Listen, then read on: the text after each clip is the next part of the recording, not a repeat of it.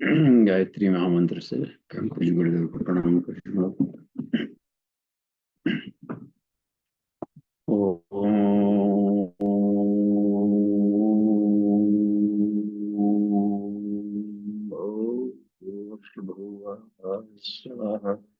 तत्सवितुर्वरेण्यं भर्गो देवस्य धीमहि धियो यो नः प्रचोदयात्। जी प्रणाम। देखिए आज की कक्षा में जो कुंडली उपनिषद का अंतिम अध्याय तीसरा समापन किस्त है उस पर हम लोग विचार करेंगे। और इस हिमालय के दिव्य वातावरण में आप सभी साधकों को और सारे धरती पर जो भी आत्मानुसंधान में लगे हुए साधक हैं सभी को बार बार नमन। आइए अब इस कक्षा में हम लोग देखते हैं कि क्या कुछ कहा गया है। तो सीधे पहले वाचन हम लोग कर लेते हैं। तो स्क्रीन पर देखिए तो अजवाइन की हैं किरण जी।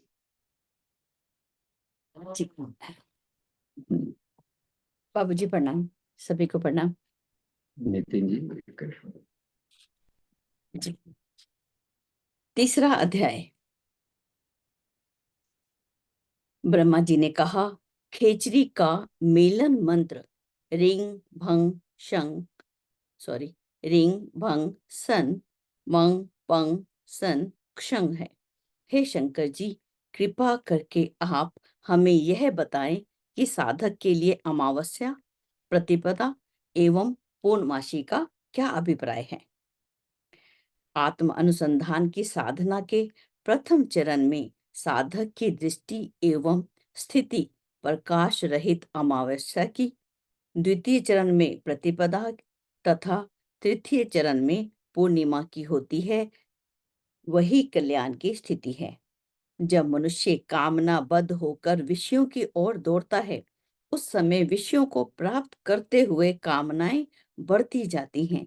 इसीलिए विषय और कामना दोनों से अलग होकर ही विशुद्ध परमात्म भाव की प्राप्ति की जा सकती है।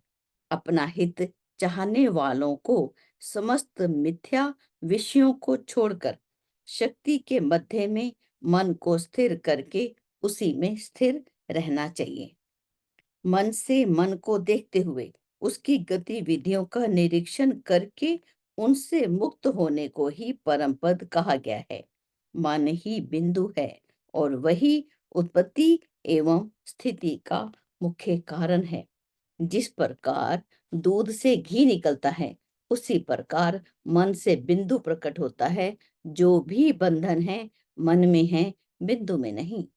जो शक्ति सूर्य और चंद्र अर्थात ईड़ा पिंगला नाड़ियों में स्थित है, वही बंधन कारक है। यह जानकर उन का भेदन करके प्राण वायु को सुषुम्ना में गतिमान करना चाहिए, जो इन दोनों के मध्य में स्थित है। बिंदु स्थान में प्राणों को रोककर वायु का निरोध नासिका के द्वारा करना चाहिए। बिंदु सत्व एवं प्रकृति का विस्तार, यह प्राण वायु ही है। षट चक्रों को जानकर सुख मंडल में प्रवेश करें। मूल आधार, स्वादिष्ठान, मणिपुर, अनाहत, विशुद्ध और आज्ञा, यह 6 चक्र कहे गए। गुदा स्थान के समीप मूलाधार, लिंग के समीप स्वादिष्ठान, नाभि मंडल में मणिपुर, हृदय में अनाहत, कंठ मूल में विशुद्ध चक्र एवं मस्तक में आज्ञा चक्र स्थित होता है। षट चक्रों की जानकारी प्राप्त करके प्राण को आकर्षित करके सुख मंडल अर्थात परम आनंददायी सहस्रार चक्र में प्रवेश करें और उसे ऊर्ध्वगामी दिशा में नियोजित करें।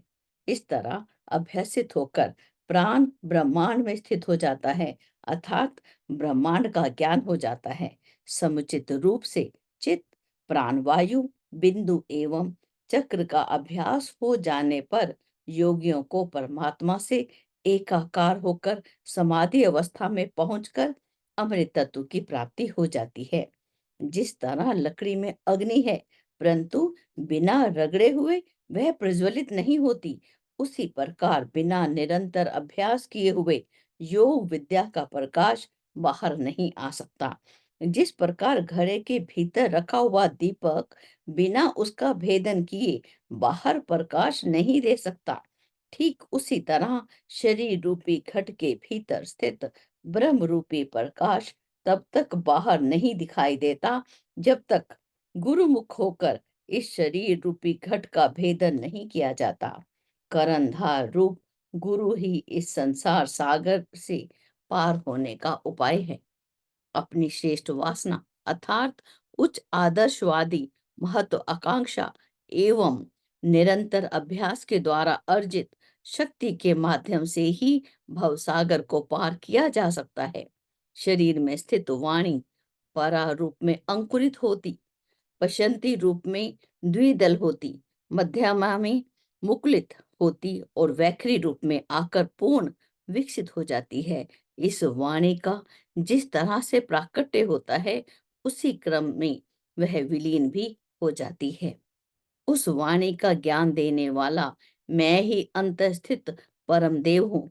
इस तरह निश्चित रूप से समझकर जो उसके अनुरूप आचरण करता है, उसे अच्छा या बुरा कोई भी शब्द कह दिया जाए तो वह व्यक्ति उससे प्रभावित नहीं होता। विश्व, तेजस तथा प्राज्ञ ये तीन तरह के पिंड कहे गए हैं। विराट, हिरण्यगर्भ तथा ईश्वर तीन ब्रह्मांड एवं भुव भुव स्व क्रमशः ये तीन लोग कहे गए हैं। ये सभी अपनी उपाधियों के समाप्त होने पर पुनः अपनी पूर्व स्थिति में वापस आ जाते हैं। ज्ञान रूपी अग्नि में तप्त होकर अपने कारणों के मूल स्वरूप में विलीन हो जाते हैं। यह परमात्मा से एकाकार होकर परम अगाध गंभीर ब्रह्म रूप हो जाता है। उस समय इसका ऐसा रूप होता है जिसको न तो प्रकाश कहा जा सकता है, न अंधकार ही कहा जा सकता है। उस समय एकमात्र नाम रहित सत्स्वरूप अव्यक्त तत्व ही शेष रह जाता है। मध्यस्थ आत्मा का कलश में स्थित दीपक की तरह ध्यान करके अंगुष्ठ मात्र धूम रहित ज्योति स्वरूप प्रकाशमान कुटस्थ और अव्यय आत्म तत्व का अंतःकरण में ध्यान करते रहना चाहिए। मूलतः आत्मा विज्ञान रूप होता है, परंतु शरीर प्राप्त होने पर वह माया के वशीभूत होकर जागृत, स्वप्न, सुषुप्ति अवस्थाओं को प्राप्त हो जाता है और उसी माया में मोहित हो जाता है। जब जन्म जन्मांतरों के पुण्य कर्म उदित होते हैं, तब मानव अपने दोषों को जानने की इच्छा करता है। तब वह सोचता है कि वास्तव में मैं कौन हूँ एवं दोष रूप ये संसार कैसे प्राप्त हुआ है।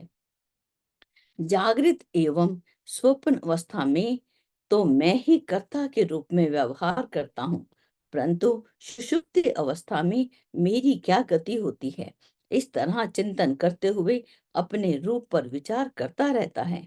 जिस प्रकार रुई का ढेर आग पाते ही जल जाता है, उसी प्रकार चिदाभास के प्रभाव से सांसारिक ताप से तापित अज्ञान समाप्त हो जाता है।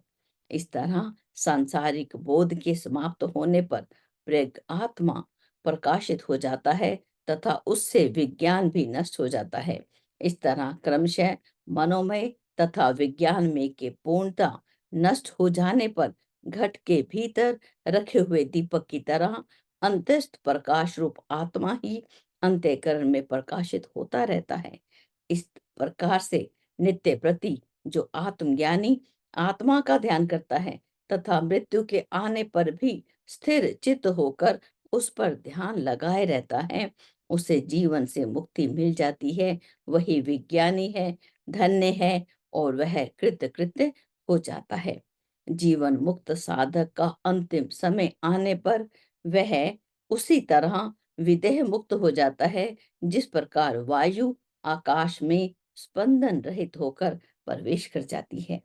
जो आदि अंत रहित नित्य अव्यव और महान है तथा जो अटल है एवं शब्द स्पर्श रूप रस गंध आदि पंच महाभूतों से रहित है, वही विकार रहित परम पवित्र ब्रह्म ही अंतः में शेष बचता है। यही उपनिषद है। जी बाबूजी प्रणाम।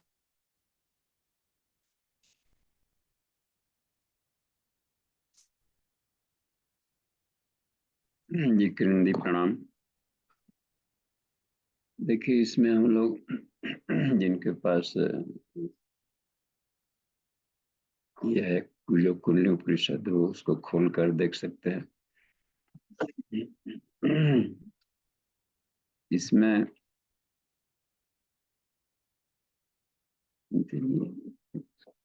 पिनअप कर दीजिए मेन।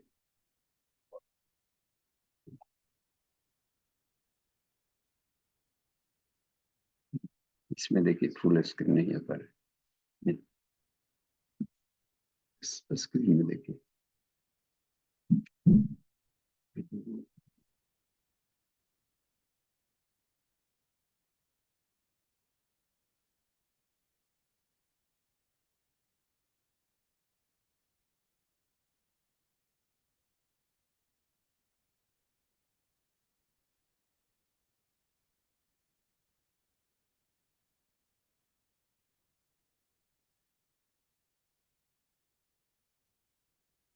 इसको कंप्यूटर में देखिए कहाँ भी पता है। हम्म,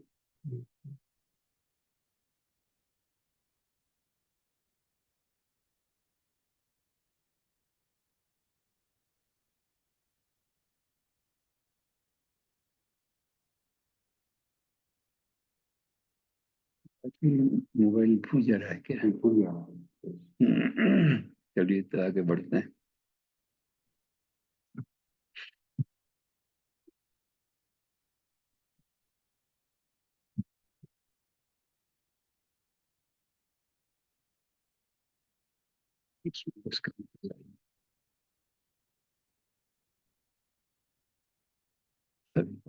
दिखाई पड़ रहा है। चलिए ठीक है। देखिए इसमें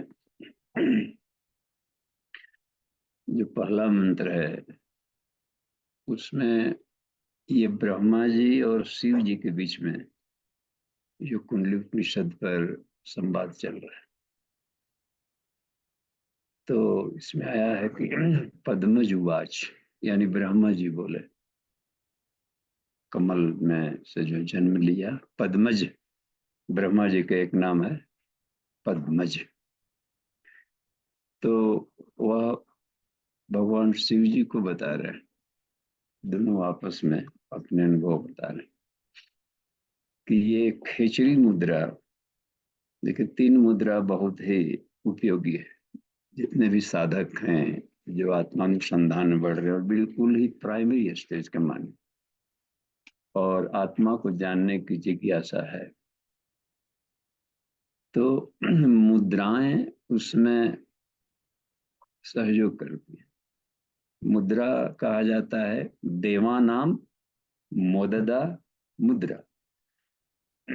वैसी क्रियाएं, वैसा इमोशन, वैसी भाव संवेदना, वैसी यौगिक क्रिया जो ईश्वर को प्रसन्न करे, आत्मा को प्रकट कर दे, ईश्वर से साक्षात्कार करा दे या डिविनिटी लावे मनुष्य में, उसको मुद्रा कहा जाता है।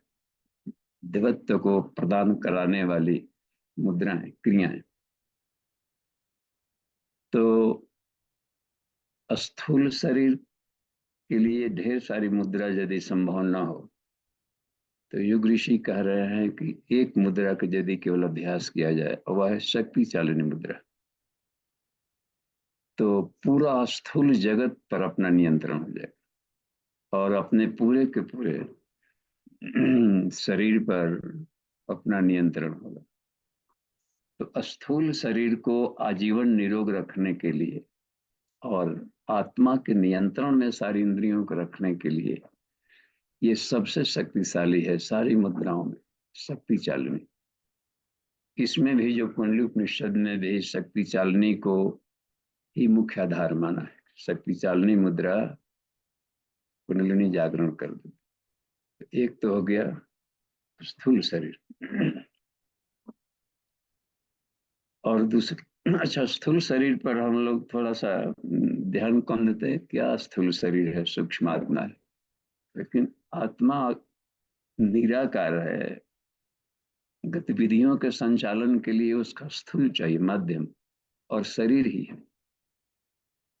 तो स्थूल शरीर को ही मूल आधार कहा जाता है। पांचों कोष इसी का इस्तेमाल करेगा। जीवन में जो भी सुख है इसी से अनुभूति होगी। तो पूरे स्थूल शरीर दिव्यता को रहे, इसी में देवत्व को हमें देखना है। या धरती को स्वर्ग बनावे तो धरती भी स्थूल है। तो शक्ति चालनी मुद्रा स्थूल शरीर के लिए ठीक। सूक्ष्म शरीर के लिए शिथिलीकरण मुद्रा, शवासन में लेट जाया जाए, इतना सरल है कि कोई भी कर सकता है। शिथिलीकरण, शवासन में लेट करके और उसका हम लोग ईश्वरीय चेतना को अपने शरीर में, अपने आप को बिल्कुल ये सहयोग निद्रा में शरीर को शिथिल, शांत, और अपनी चेतना उसमें है अतिक्रमण, उसको समेटा जाए, ईश्वरीय शक्ति को सौंपा जाए। बस ईश्वरीय शक्ति शरीर में आकर हमें सूक्ष्म शरीर को बहुत ही शक्तिशाली बनाना, ये सबसे बढ़िया है। और कारण शरीर के लिए एक सबसे बेहतरीन मुद्रा है खिचड़ी। 3 मुद्राएं आई, शक्ति चालनी स्थूल शरीर के लिए, शिथिलीकरण मुद्रा सूक्ष्म शरीर में, और खेचरी मुद्रा कारण शरीर में। तो खेचरी मुद्रा में पहले, इसमें दूसरे अध्याय में आज जो कुंडली उपनिषद ने बताया है कि जीव को लोग लंबा करके और भीतर कंठ कूप में ले जाकर, जहाँ ब्रह्मरंध्र का दरवाजा है, घाटी लटकता है, वहां लाकर उसके छेद को बंद करके, या और भीतर जा करके जहाँ पिट्यूटरी ग्लैंड वाला एरिया है, तो उस वाले एरिया को थोड़ा गुदगुदी कर देते। सबसे नीचे वही लटका हुआ है, पेंडुलम की तरह लटका, या उसको लोलक चक्र भी कहा जाता है। तालु के ऊपर में भी ढेर सारी नर्व्स फाइबर का एक जाल है। तो वहां गुदगुदी पैदा करनी, और उतना लंबा जीभ न हो तो इन दिनों खान पान ये सबसे, तो जीभ को लोग भीतर से गुरु के देख रेख में जो नीचे लटका हुआ है धागा चिपका निचला तालु से, उसको बहुत आयुर्वेदिक तरीके से धीरे धीरे धीरे धीरे बाल के बराबर काटते काटते काटते और बीज को दुहने की प्रक्रिया। अभी के समय में गुरुदेव इसको मना ही कर दिए। उसमें और भी ढेर सारे नर्व फाइबर होते हैं, हो सकता है कि स्वाद ग्रंथियां हमेशा के लिए खत्म हो जाए, या और भी उसके संबंध ब्रेन में गया है। तो इस तरह की क्रियाओं को उन्होंने कहा कि उसकी आवश्यकता नहीं है। युग ऋषि ने और भी तकनीक खोजा कि बिना जीव को लंबा किए हुए भी हम खिचड़ी मुद्रा कर सकते हैं छोटे जीव वाले व्यक्ति। तो स्थूल शरीर के नीचे वाला जो पोर्शन है 5 तक, यह फिजिकल बॉडी का लास्ट इलेक्ट्रोड है, होता है ना, एक फुनगी निकला है इलेक्ट्रोड, और ऊपर क्रेनियल रीजन है अवयवा, पॉजिटिव प्राण वाला। यहाँ से तालु में भी केवल छुआ लिया जाए और उसको हल्का सा स्पंदन दिया जाए, तो इस गुदगुदी में फिर खो जाया जाए, और सीधा आकाश में, खे का मतलब होता है खंग माने आकाश, और विशुद्ध आकाश, सीधा आकाश जो परब्रह्म अतद आनंद में शांति में जो ईश्वरीय आयाम है, उस आकाश को सीधा आकाश का विशुद्ध चेतना वाला आकाश। तो उसमें अपनी चेतना को, व्यष्टि चेतना को उस समष्टि चेतना में घोला जाए, उस आनंद में अथाह शांति का में अपने आप को एकीकरण किया जाए, बस इस गुरुरी से। तो जिनके थोड़ा सा खान पान शुद्ध कर लिया जाए, खारापन कम हो, पर जाली है, और जाली में जैसे खारापन चरपरे चीज खाएंगे, नमक साल्टी और भी कुछ सारी चीज, तो वो जाम हो जाता है। इसलिए जलाहार उपवास फास्टिंग हमने शुरू में इसका प्रैक्टिकल किया था। कुछ नवरात्रियां जलाहार पर जब किए, हमने पाया कि तालु के छेद बिल्कुल भी अब बहुत संवेदनशील हो गए थे। तालु वाला एरिया अस्वाद व्रत भी चल रहा था लंबा, सालों साल। तो शुरुआत ही दौर में, प्रारंभिक वाला अवस्था में ये पाया गया को छेद खुल गए और यह गुदगुदी बहुत काम कर गई, और ऊपर से यह सोमरस है वह टपकना शुरू हो गया। तो छोटे से जीव से कम बात बन गई। तो खेचरी मुद्रा में एक और बात कही, यहाँ पर ब्रह्मा जी बता रहे हैं शिव जी को कि खेचरी का एक मिलन मंत्र भी होता है, तो मिलाने वाला। तो इसमें कुछ ध्वनि विज्ञान, कुछ साउंड का प्रयोग किया। ओम ह्रीं, इसे ह्रीं का है, ओम ह्रीं भंग संग मम पंग क्षण। तो अक्षमाली को उपनिषद में हम लोग जाएंगे तो उसमें एक एक अक्षरों का उच्चारण किया गया, तो इस आकाश में कुछ न कुछ लहर पैदा करेगा, और यह स्पंदन साधक के साथ एक साजुजता स्थापित करता है, जिसको तादात्म्यता कहते हैं आकाश में। ये मदद करता है। तो उसमें जाने पर पता चल जाएगा कि जैसे ह्रींग आ गया तो उसमें कितने वर्ड जुड़े हैं। ह है, र भी है, दीर्घईकार है, एक अनुस्वार है, चारों मिलकर के ह्रींग बन रहे। तो चारों का कॉम्बिनेशन, तो इनके चारों का गुण क्या है, इन गुणों का स्मरण करते रहा जाए तो ह कहा जाता है निर्मल, अत्यंत निर्मल। देखते हैं, अत्यंत शुद्ध, अत्यंत पवित्र वाला आयाम को ह कह देते हैं। हंग क्षण ह भी यहाँ पर है, जैसे ओम वाले में दो है हंग क्षण, तो हंग भी अक्षण कहा जाता है परात्पर परब्रह्म को। तो इस सृष्टि में घुली हुई जो ब्रह्म की सत्ता है, मतलब कि प्रकृति में एक निर्लिप्त ब्रह्म की चेतना है, कण कण में घुली हुई, जो कहीं से लिप्त नहीं होती, एक साक्षी चैतन्य है, तो उसको क्षण कह दिया जाता है। तो यह है परात्पर ब्रह्म, और उसी का एक हिस्सा है त्रिपादस्यामृतम दिरी का। तो ओम इसीलिए इसमें दिया गया है कि हर एक अक्षरों का एक ई और भी उसमें दे दिया करता है, मोह करता होता है। माँ मंग भी है, जो मोहित करके रखता हो विश्व को। भंग है, भासमान भी जो करता है, और वो भी है कि रंग है जो जलन करता है, जलन से जैसे मणिपुर में रंग। तो ह्रींग में भी हंग र भी आया है, मतलब होता है कि वो सारे पापों को जो भस्म कर सकता है। भर्ग एक ऐसा दिव्य चेतना है जो जिसमें भर्ग की शक्ति है बस। तो ये एक एक अक्षरों पर हम लोग ध्यान केवल करते रहेंगे तो ये अक्षर न भी बुदबुदाया जाए, लेकिन मेडिटेशन में इन भावों को यदि ध्यान किया जाए तो जल्दी ही साधक तालबद्ध हो जाता है। नीलन मंत्र का इसका लंबा अभ्यास किया, फिर जाकर के अब ब्रह्मा जी भी शिव जी से प्रश्न करते हैं। दोनों जब प्रजापति हैं, समकक्ष हैं, तो इसे भी शिक्षा लेनी चाहिए कि योग्यता कितना हो भी बढ़ जाए, फिर भी आपस में विनिमय करना चाहिए अनुभवों को।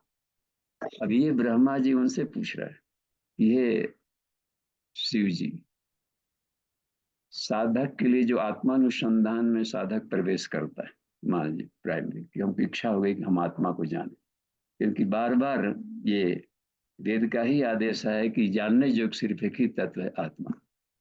आत्मा वाले ज्ञातव्य, ध्यातव्य, श्रोतव्य, मंतव्य, ये बृहदारण्यक उपनिषद में आया है। जब याज्ञवल्क्य ऋषि अपनी धन संपदा को आत्मानुसंधान के उच्च स्तरीय शोध में जाना चाहते थे, तो संसारिक जीवन में जो अब तक सेवा किए थे, तो वो तो संसार की नश्वरता को समझते थे ऋषिगण।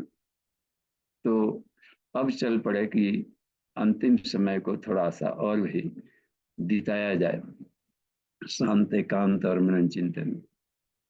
धन संपदा को चाहते थे कि बांट दे दो पत्नियां मैत्रेयी और कात्यायनी के बीच में।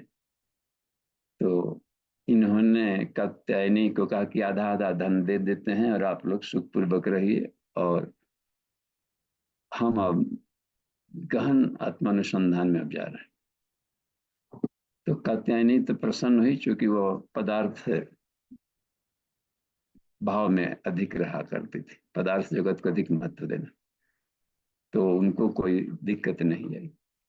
अब मैत्रेयी वो आध्यात्मिक शिष्य थे, उन्हीं की भी कहा कि हे भगवान, आप इतना सारा सुख सुविधा संसार छोड़ करके जा रहे हैं, इसका मतलब है कि इससे कोई बेटर चीज होगा, बेहतरीन।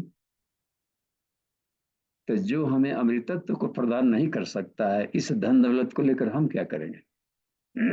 तो हम भी चलेंगे उसको पाने। तब किसको पाने जा रहे हैं? तब कहा कि हे मैत्री, आत्मा वारे ज्ञातव्य, आत्मा वारे ध्यातव्य, आत्मा ही जानने जोगे। संसार के सारे व्यापार सिर्फ भावनाओं के भंवर में फंसाते रहते हैं, उल्टी डुबाल है, भावनाओं से बने। देवा भावता ने ना तम देवा भावयंती बा, इसमें आई और भावातीत अवस्था होनी पड़ती है। तो यही एक जानने योग्य। तब आत्मा को जानना है, जिज्ञासा आ गई हर जगह, मैं क्या हूँ, बस जानना है। सोहम सोहम, मानस का तुलसीदास को भी यह बात समझ में आ गई होगी, तभी कहा उन्होंने, सोहम अस्मिति वृत्ति अखंडा, 24 घंटे आत्म तत्व का ध्यान करो।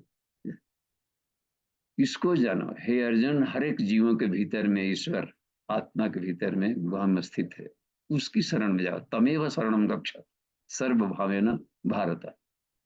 तो यह रहेगी बात में, तो आत्मा को जानना है।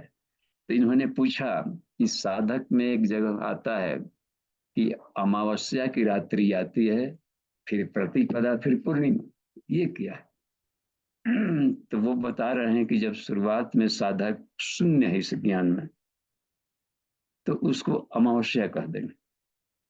फिर शुरुआत करता है तो प्रारंभिक स्टेज आती है बीच में, जैसे महोपनिषद में एक आती है कि पहले शुभेच्छा, विचार उठता है, तो इच्छा होती है कि हम भी थोड़ा अच्छा बने, बहुत जी लिया इस तरीके का जीवन, और उसमें हम अब उबन हो गई, तो इससे निकलने से शुभेच्छा कहते हैं। फिर विचारणा, स्वाध्याय करके और विचार को सिद्ध करता है, तनु मानसिक, तब उसका संसार से लगाव थोड़ा सा डाइल्यूट होता है, कम होने लगता है। तो इसी प्रक्रिया में यह कहे कि उसको प्रतिपदा कहेंगे, पुष्पित हो गया, साधक प्रतिपदा वाला अवस्था में चला गया, और वही करते करते जब उपलब्धि पा लिया, खिल गया, तो पूर्णिमा कह देंगे। तो एक भाषा का प्रयोग किया। फिर बताते हैं कि ये अब शिव जी, योगी है ना, योगेश कहलाते हैं, शिव जी ब्रह्मा जी को बीच में चल रहा है संवाद।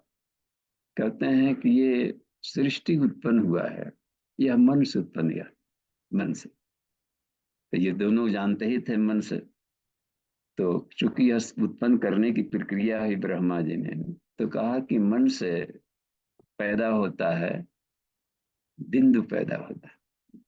यानी मन से, जैसे मान लीजिए कि आप ही करेंगे तो शरीर में बिंदु यदि संसार को उत्पन्न करने वाला शुक्राणु है, तो आपके मन के द्वारा ही स्पंदन करके सारे शरीर में क्रियाएं होती, विचार वैसा आएगा, इच्छा करे, वो करे, विचार करे, उत्पन्न करे, तो शरीर के भीतर में मूलाधार वाला स्थिति में से स्पंदन होगा वहां से, और ये काम ऊर्जा का स्पंदन होगा, कुछ हार्मोन स्रावित होंगे और शुक्राणु निकलना शुरू हो जाएंगे उसमें से, तो बीज का उत्पादन। तो बिंदु माने बीज भी होता है संसार को उत्पन्न करने का, तो मन ही उत्पन्न किया संसार को। तो किसी चीज की इच्छा होगी तो यह विचार उठता है मन से, एक वो हम बहुश्यामा, एक आई बात। तो यहाँ भी एक बिंदु उत्पन्न हो गया संसार को उत्पन्न करने का, तो वही विचार घनीभूत होते होते पदार्थ बना, और समेटाता है, तो यही जाकर के ये बनता। तो हमें यदि साधक इसमें से अब अस्त पस्त हो गया है इस और एक और बात इन्होंने बताया कि मन से बराबर सब देखते रहना है, साक्षी। तो दो मन की बात इसमें कहा है, मन से मन को देखें, अब मन से, अब एक ही मन हम लोग मानेंगे तो मन से मन को कैसे देखें?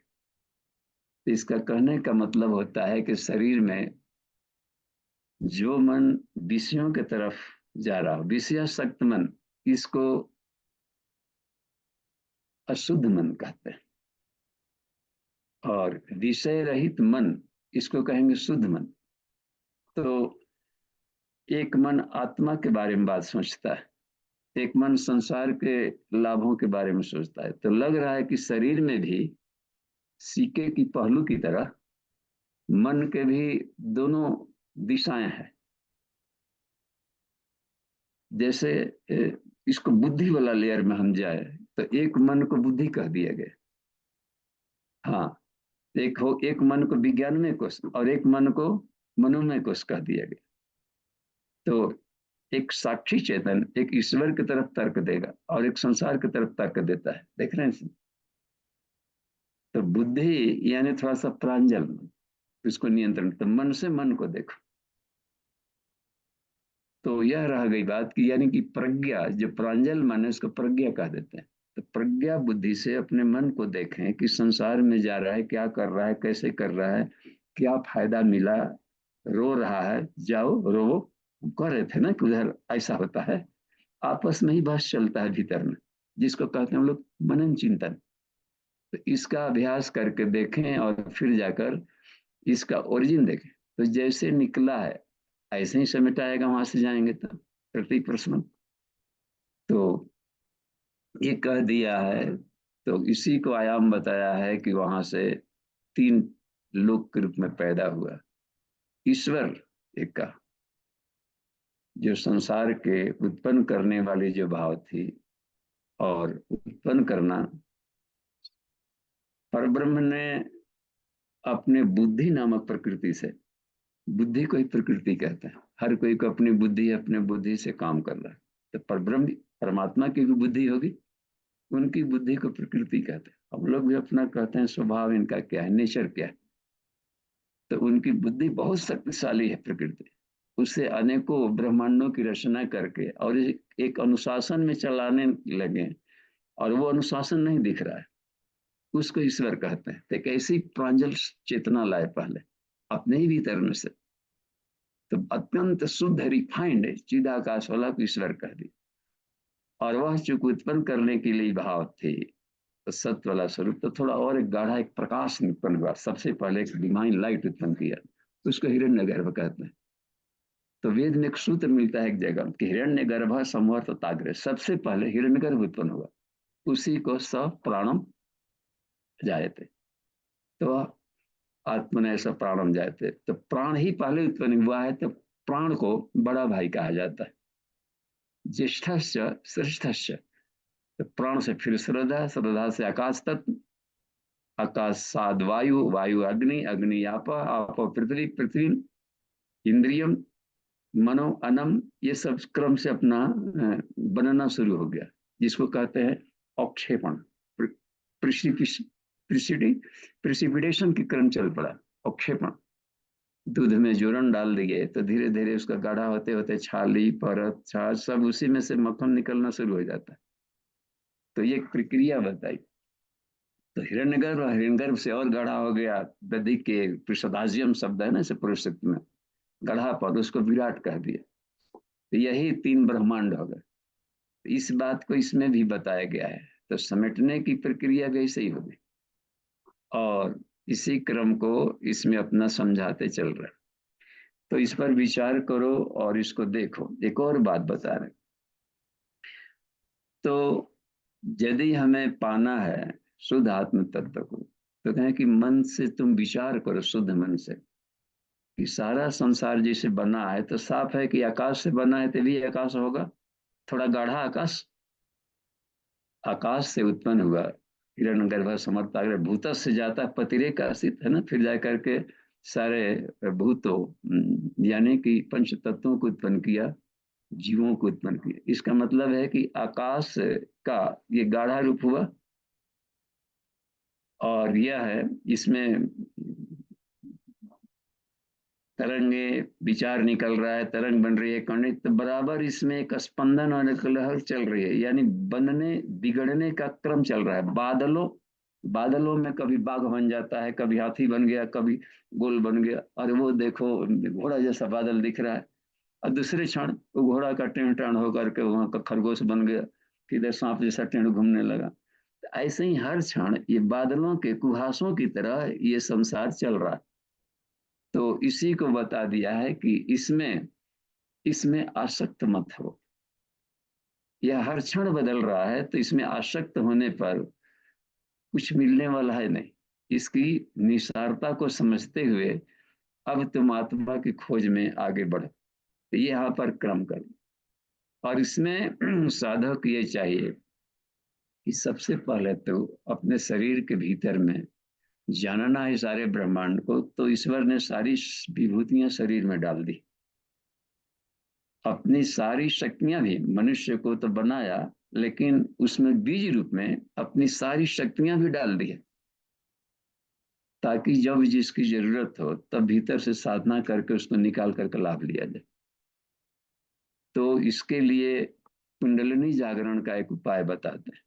ये सब सबसे पहले अपने पहले पोजीशन जानना चाहिए कि शरीर के भीतर में इन आयामों को, डायमेंशन को, जिसे 7th डायमेंशनल सृष्टि है, शुरू से मैक्सिमम यही है। इसी में 2-3 का गुच्छा बनाकर 3 भाग में कर दिया गया, स्थूल सूक्ष्म कारण। 7 को 3 भाग में कर देने पर स्थूल सूक्ष्म कारण कर दिया। तो इन्हीं को 7 शरीर या 7 लोक कह दिया जाता है। स्थूल शरीर में केवल यदि हम लेंगे तो 2 ले लिया जाता है, अन्नमय कोश, फिजिकल बॉडी, और एथरिक बॉडी। यह स्थूल शरीर में आ गया, यानी पदार्थ और पदार्थगत ऊर्जा। फिर जाकर के जो कॉन्शसनेस वाले लोग शुरू होते हैं, तो मनोमय कोश को भी में 2 लोग आ जाते हैं। मन का है ना, मन को 2, उस मन से इस मन को देखो, तो 2 लोग हो गया मन में। तो एक को कह दिया जाता है एस्ट्रल बॉडी, और एक को कह दिया जाता है मोनेटिक। जैसे प्रोफेसर भौतिक विज्ञान के तो बहुत मिलेंगे, लेकिन सब आइंस्टाइन नहीं हो सकते। तो हो गया ना कि संसार में भी 2 प्रकार का मन काम कर रहा है। एक इसका रिसर्च करने वाला मन, पदार्थ जानने का, और एक इसका उपयोग करने वाला मन। तो इस तरीके से मनोमय में भी 2 लोग बन गए। लेकिन फिर विज्ञान में वाला परत चलता है भावनाओं का, तो उसमें भी 2 लोग निकल गए। उसमें हो जाता है कौन, एक स्पिरिचुअल बॉडी और एक कॉस्मिक बॉडी। यानी कि भाव क्षेत्र में भी व्यक्तित्व देखने को मिलते हैं। एक संत स्वभाव के, संत स्वभाव, वाह, तो जो द्रवित हो जाता हो दूसरे के थोड़े से कष्ट देखने पर। करुणा, जिसका हृदय करुणा से लबालब भरा हो, बस भाव संवेदना का धनी। तो ऐसे भी व्यक्ति इस लोक में टहलते मिलते रहते हैं, और इस मनोभूमि के, तो यह भी एक लोक है। और इसी विज्ञान में कोश में एक और लोक आता है जिसको कहते हैं कॉस्मिक बॉडी। वो भावातीत अवस्था में ऋषि लोग रह करके और सारे ब्रह्मांडों को इन चक्रों का प्रयोग करते हैं। जैसे आर्यभट्ट जैसे ऋषि हो गए, और ये अपने हुए चरक, धन्वंतरी, तो वो सिर्फ भाव संवेदना भर नहीं बहे, इनको ठीक करने के लिए, उपचार करने के लिए, ग्रह नक्षत्रों को भी बैलेंस करने के लिए अपनी भावनाओं से हेरफेर करने का विज्ञान ढूंढे। इसका मतलब है इन चक्रों को विज्ञान जो भीतर भरा पड़ा, इसका भी एप्लीकेशन करने वाले हुए जनमानस के कल्याण के लिए। एक है कि जैसे कोई दुख में पड़ा है, तो दुख में पड़ेगा तो आपसे पूछ रहा है, रो रहा है, लेकिन अस्थाई दुख के अस्थाई समाधान का उपाय नहीं बता रहा है। केवल मरहम पट्टी पैर दबा देना हो, क्या कहीं पर पीड़ाग्रस्त व्यक्ति है, और पीड़ाग्रस्त व्यक्ति है, रोगग्रस्त व्यक्ति है, तो सेवा करना अलग भाव, संत स्वभाव हो गया सेवा की। लेकिन रोग ही ना हो लाइफ में कभी, इसको बताने वाला, आत्मिकी वाला, वो भी संत ही है। देखें ना, इलाज परमानेंट कर रहा है। तो इसमें उसको कह देते हैं कॉस्मिक बॉडी वाले। तो दो चार दो छह हो गए। और एक होता है बॉडीलेस बॉडी, जिसे कहते हैं कारण शरीर। उसमें बुद्धत्व है, शरीर नहीं है। देखिए, तो उसीलिए उस चिदा आकाश में कहा कि उस अवस्था में होता है कि उसमें बुद्धत्व रहता है। एक बात आती है कि यदि आत्म साक्षात्कार हो गया कि यह ये शरीर छोड़े ब्रह्मलीन हो गए, तो ब्रह्मलीन हो गए माने अब लीन हो गया, तो उसकी अपनी सत्ता तो रही नहीं। इस बात को वेद कहता है कि नहीं, अपनी सत्ता हमेशा रहती, उसको बुद्धत्व होगा, आनंद का, शांति का, बॉडी नहीं होगा कहीं। तो बॉडी सारा आकाश बन गया है, लेकिन बुद्धत्व उसका गुण है ना, चैतन्य है वो, ईश्वर अंश जीव अविनाशी चेतन, उसकी चैतन्यता कभी खत्म नहीं होती। तो इस आनंद की अनुभूति उसको बनी रहेगी। तो इसलिए यहाँ पर कह दिया गया है कि उसको कहते हैं बॉडीलेस बॉडी, बस। तो इस अवस्था को जानने की ओर क्रम में कहते हैं कि अवस्था कैसे आएगी। तो शरीर में ही उसके पॉइंट लोक बने हुए हैं, मूलाधार, स्वाधिष्ठान, मणिपुर, अनाहत, विशुद्धि चक्र, आज्ञा चक्र, सहस्रार चक्र, ये 7 चक्रों में बांटा। किन्हीं किन्हीं उपनिषदों में 8 चक्र कह दिए। जैसे अथर्ववेद में आता है अष्ट चक्र 9 द्वारा देवानाम परिवधया तस्याम हिरण्य कोशा स्वर्गो ज्योतिषावृता। इस शरीर में 8 चक्र है, उसमें का 9 दरवाजे हैं और 5 चमकीले कोष हैं, पंचकोश। इनको कोई यदि चमका दे थोड़ा योगिक क्रियाओं से और थोड़ा सा ग्लेजी बना दे तो धरती पर स्वर्ग का अवतरण कर सकता है वो, और इसी शरीर में स्वर्ग का आनंद ले लेगा। स्वर्ग हो ज्योतिषावृता। तो मनुष्य में देवत्व का उदय और धरती का स्वर्ग का अवतरण इसी प्रक्रिया से होना है, 5 कोषों को चमकाने से। पंचकोशों को, 5 शरीरों को केवल चमका दिया जाए तो आदमी देवता बन जाएगा और धरती पर स्वर्ग।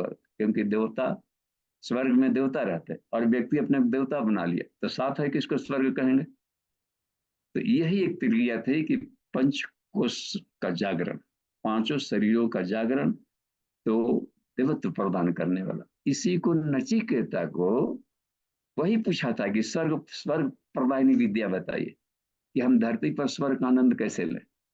तो स्वर्ग प्रदायनी विद्या ने पंचांगनी विद्या बताई, तो पंचकोशों की साधना बताई, 5 शरीरों को चमकाने की साधना बताई थी। इसमें 5 अग्नियां हैं।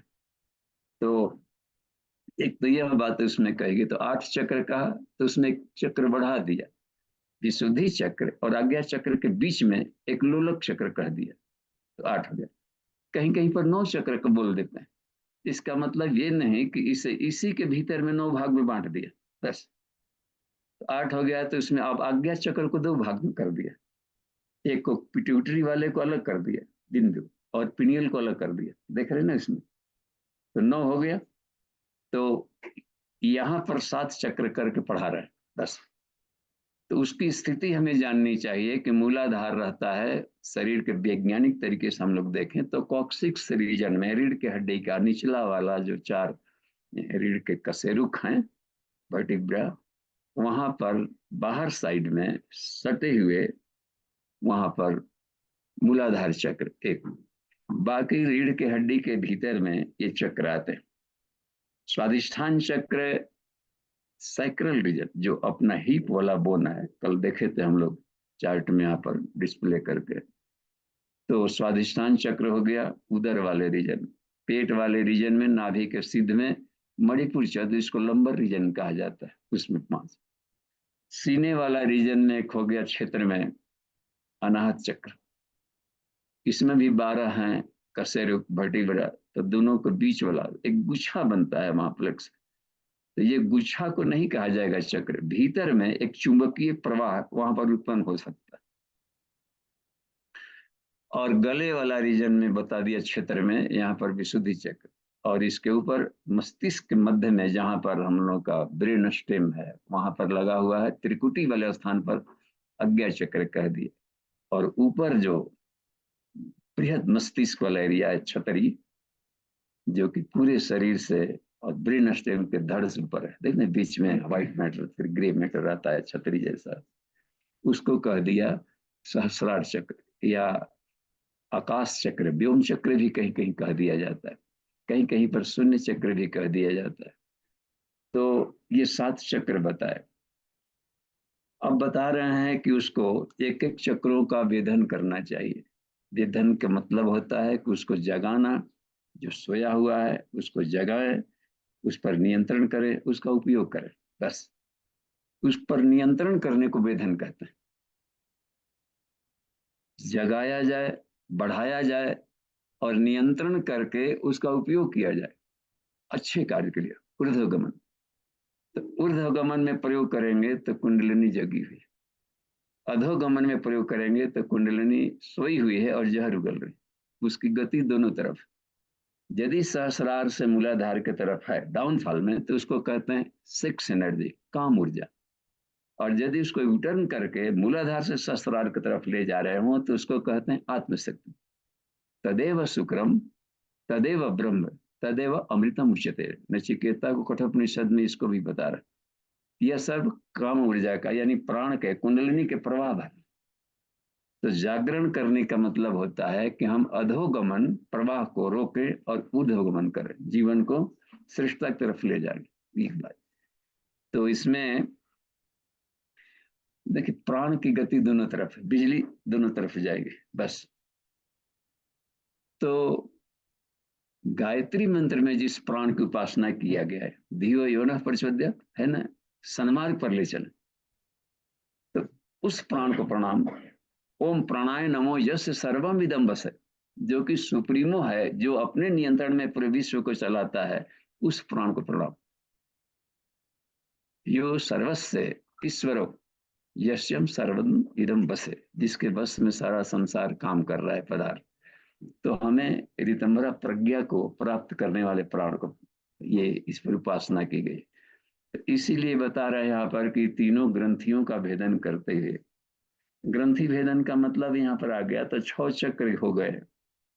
तो दो दो चक्रों को मिलाकर उनकी आपस में जो जड़ें हैं घुली मिली हुई है, तो उनको एक एक ग्रंथि कह दिया। मूलाधार स्वादिष्ठान मिलकर के एक हो गया नीचे शक्ति केंद्र, और समृद्धि वाला स्थान है यहाँ पर, तो उसको मणिपुर और अनाहत, और विशुद्धि आज्ञा चक्रों के एक कर दिया। तो इस प्रकार से इन ग्रंथि को भेदन करते हुए सुख मंडल में जाए। सुख मंडल शब्द का इसमें एक प्रयोग, अस्थाई आनंद, अथाह आनंद, अथाह शांति, इसको कहा जाता है अखंडानंद, ब्रह्मानंद।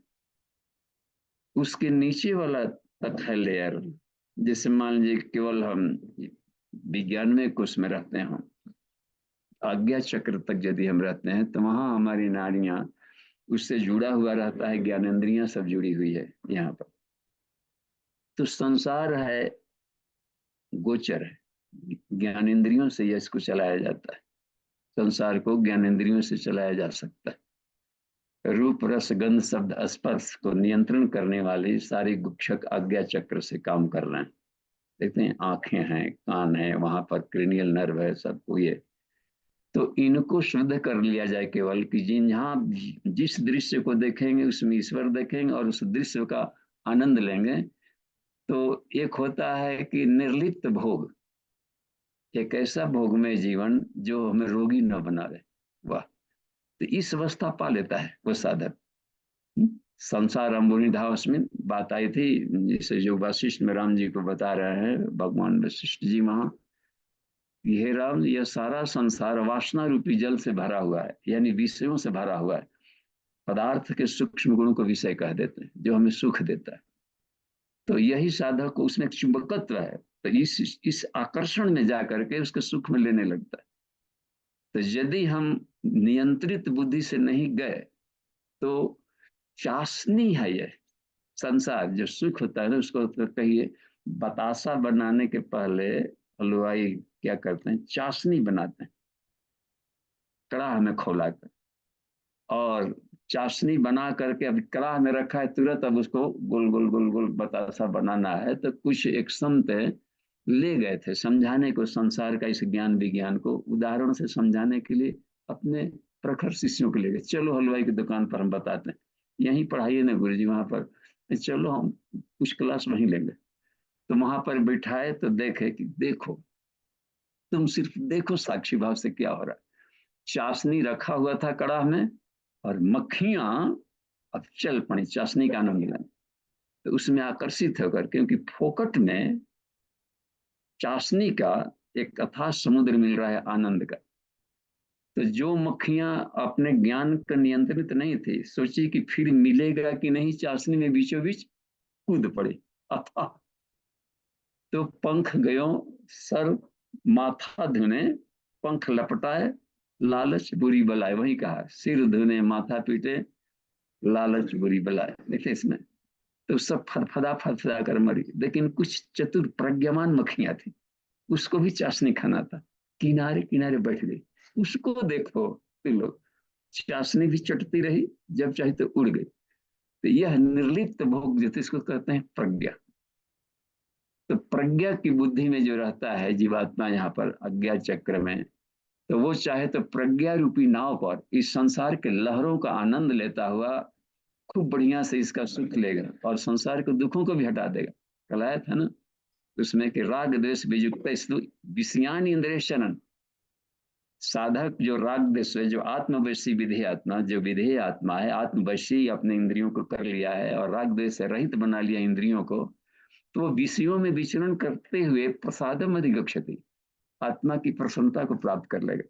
क्योंकि विषयों में भी ईश्वर घुला हुआ है, उसको प्राप्त कर लेगा, रोगी नहीं बनेगा। और इस आनंद से क्या करेगा, आपके जीवन के तीनों तरह के दुखों को काट देगा। तो लेकिन खेल तो रहा हवा मिठाई से, ये कहा। तो आज्ञा चक्र से ऊपर जाने की बात कही कि वह अथाह आनंद है। हो सकता है कभी कभी ऊपर नीचे गए तो माथा पच्ची भी हो सकता है, समुद्री तूफान चल रहा है, उसमें उठा पटक आएगी लहरों में, इस लहरों के उठा पटक में सुख दुख की अनुभूति करता है। तो इस लहर में जीवन वाले को शाश्वत आनंद नहीं कहा गया, इसको कहते हैं खंडानंद। कभी दिन, कभी रात, कभी उदास है, ये सब लाएगा ही लाएगा। भले अपने आप को संभाल लिया, लेकिन बार अरे गिरा, अरे उधर गिरे, अरे ये तो करना ही पड़ेगा उसको इस आनंद में भी।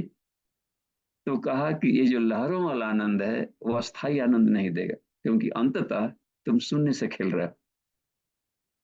तो एक अखंड आनंद है उसके अगली कक्षा में, जिसको कहा गया सुख मंडल, इसमें शब्द का प्रयोग किया।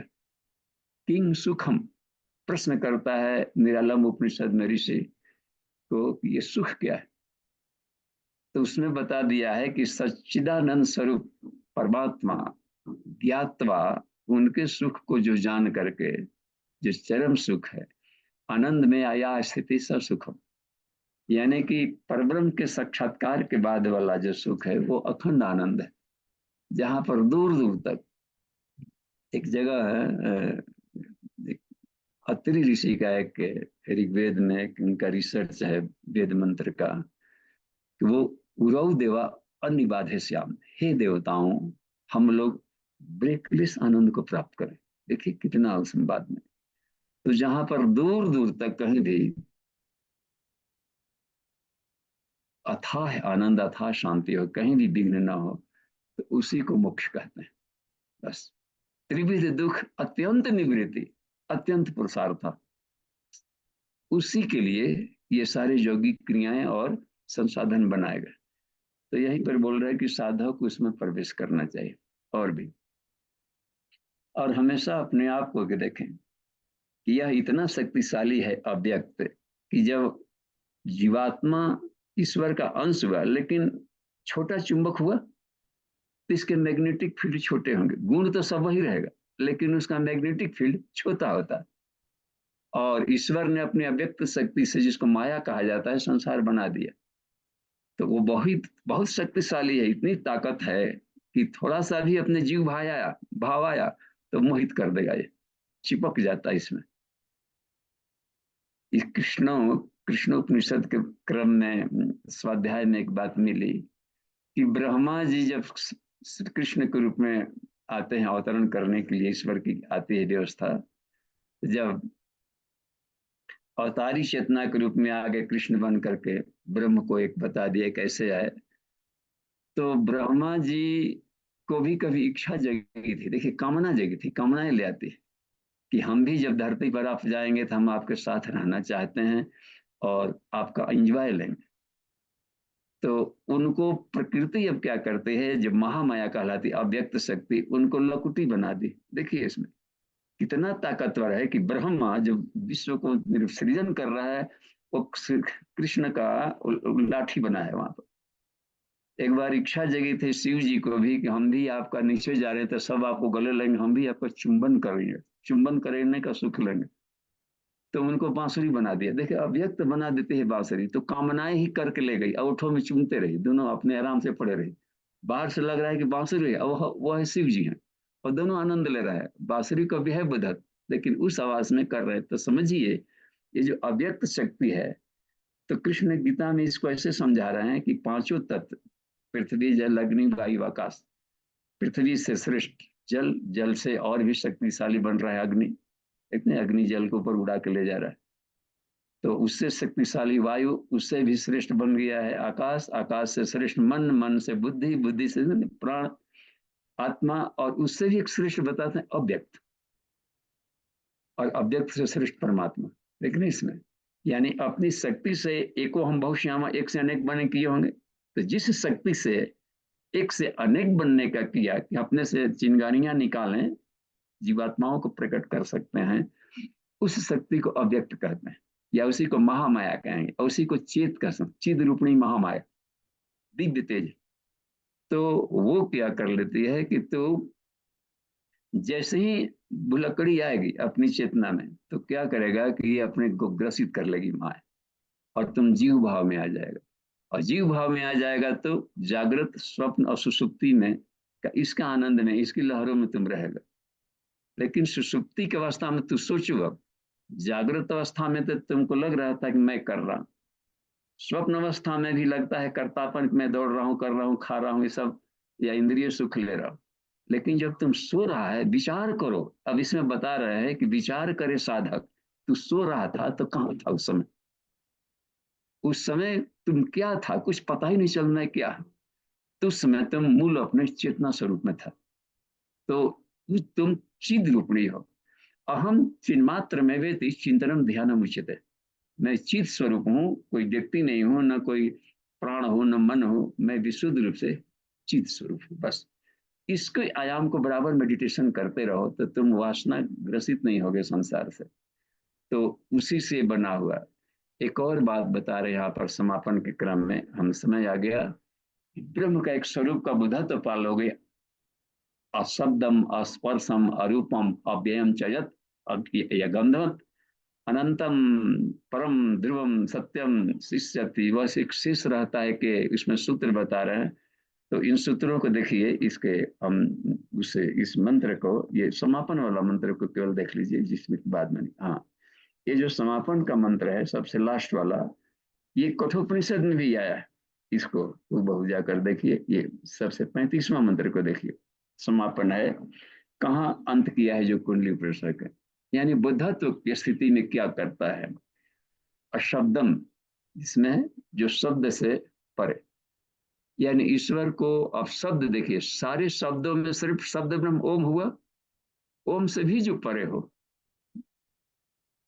ओम को तो कहा गया है कि वो उसका प्रणवो धनु, धनुष है वो तो, सरो ही आत्मा, और आत्मा उसका तीर हुआ धनुष का। ब्रह्म तत् लक्ष्य मुच्यते, ब्रह्म लक्ष्य। तो धनुष से जब बाण छोड़ा जाता है तो धनुष तो नीचे ही रह गया हाथ में, और छूट के गया सिर्फ आत्मा।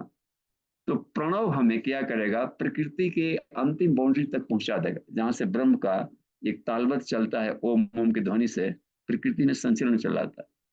लेकिन उसको कहा गया है कि राजा से मिलने जा रहा है कोई व्यक्ति रथ पर, तो रथ को उसके शयन कक्ष में नहीं ले जाएगा, दूर बाउंड्री के बाहर छोड़ना पड़ता है, और उसके बाद एकाकी यात्रा करनी पड़ती है, सिर्फ आत्मा। तो आत्मा से परमात्मा का मिलन, इसलिए यहाँ पर कह रहा है कि वो शब्दों से परे है, बस। तो अशब्दम है, अस्पर्शम है, यानी कि ज्ञान इंद्रियों से उसको अनुभव भी नहीं किया जा सकता। स्पर्श तो ठंडा गर्म वगैरह को इससे न करेंगे, ठंडा गर्म कड़ा मुलायम, और इन सब से परे है वो। न वह ठंडा है न गर्म है, एक अलग दिव्य दिव्य आनंद की अनुभूति हो रही वहां पर। अशब्दम स्पर्शम अरूपम, जितने भी दिमाग में रूप देखा गया है, इन सारे रूपों में है, लेकिन ये नहीं है। जल में है, जल नहीं है, पृथ्वी में है, पृथ्वी नहीं है। गजब। अग्नि में है, अग्नि नहीं है। यदि अग्नि अग्नि कह देंगे ईश्वर अग्नि है, तो वह लाइन वहां खत्म हो जाएगा, क्योंकि जल भी है ना, जल में भी है। तो कोई भी नाम हम यदि ले लेते हैं, व्याख्या कर डालते हैं, तो फिर उसको पकड़ नहीं पाते किसी भी नामों से। तो वही फिर कहे हैं कि ये जो नाम रूप आएगा सीधे सारे ब्रह्मांड का, सत रजतम स्वप्न सुषुप्ति जागृत विराट हिरण्यगर्भ और ईश्वर, इन सारे नामों को तुम वहां पर समापन देखोगे। और एक शांतम बता रहा है कि अनंत अनादि अनंतम महतः परम ध्रुवम तदेव शिष्यति अमलम निरामयम उपनिषद। यही एक शेष रहता है ब्रह्म में। तो इस अखंड आनंद के बुद्धत्व को वह साधक अनुभव करता है। बस यहाँ पर इसको समाप्त कर दिया है। लेकिन कुंडलिनी जागरण के प्रोसेस से ये क्रियाएं एकदम प्रारंभिक साधक को भी, जो बिल्कुल अमावस्या के रात्रि में दौड़ रहा है, वो भी पूर्णिमा की तरह खिल जाएगा। तो इसको हम विराम देते हैं और प्रश्नोत्तरी में हम लोग सीधे आते हैं। देखिए नितिन जी कहीं से हैं प्रश्नोत्तरी? अच्छा, हाँ चलिए हम लोग यहाँ पर बैठे हुए देखिए, इन लोगों को दिखा दीजिए कि साधक को भी एक बार प्रतिदिन। ये देखिए हिमालय क्षेत्र का है, चोटी पर हम लोग हिमालय ने, और इनको आप सबको दिखा लीजिए, इससे दिखे कहीं से ये चले जाए। और अच्छा, इससे घुमाने पर आ जाता है क्या वहां पर दिखाई देता है? इसमें ये पूछ रहा है, इससे घुमाई तो उधर से आप लोग आ रहा है तस्वीर, आप करिए घुमाइए, आप नहीं देखते हैं, सब लोग आ रहा है। देखिए सभी साधक हिमालय के दिव्य वातावरण में, और ये देवदारू के लकड़ी से बना हुआ यह ऋषि का कुटीर है। और ये जावल जबाल ऋषि के तपस्या क्षेत्र है यहाँ वन्य देवी। और नीचे 125 किलोमीटर इससे नीचे में शिमला पड़ता है। तो ये हिमाच्छादित अक्टूबर नवंबर के महीने में सारे बर्फ से सब ढक जाते हैं। अभी यहाँ पर तापक्रम 13 डिग्री सेंटीग्रेड है और हम लोग इसका लाभ ले रहे हैं। ठीक, तो ये देखिए एंड्रीज आया है तो